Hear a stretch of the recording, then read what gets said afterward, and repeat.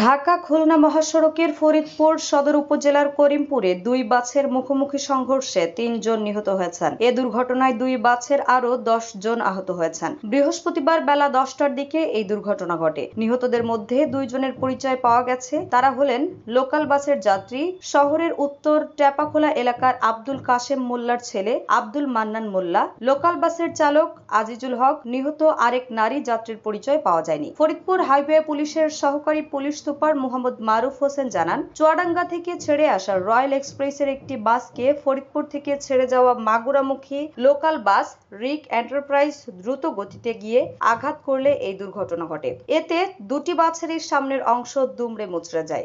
Royal পরিবহন এবং ফরিদপুর থেকে মাগুরাগামী রিক এন্টারপ্রাইজ এই দুটো গাড়ির মুখোমুখি সংঘর্ষ হয়েছে। এখানে আপনারা দেখছেন সামনে যে বাঁক আছে, আমার মনে হয় যে বাঁকের কারণে দুটা গাড়ির স্পিড বেশি ছিল, এই জন্য অ্যাক্সিডেন্ট হয়ে থাকতে পারে। এখানে আমি এসে শুনলাম ৩ জন নিহত হয়েছে অ্যাক্সিডেন্টে। লোকাল যে রিক পরিবহন সেই গাড়ির ড্রাইভার আছে। ২ জনের পরিচয় পেয়েছি আমরা। একজন ফরিদপুরের টেপাখোলা বাড়ি, তার নাম আব্দুল মান্নান। আরেকজনের পরিচয় পেয়েছি, তার নাম আজিজুল হক, ওনার বাড়ি গোপালগঞ্জের মকসুদপুর।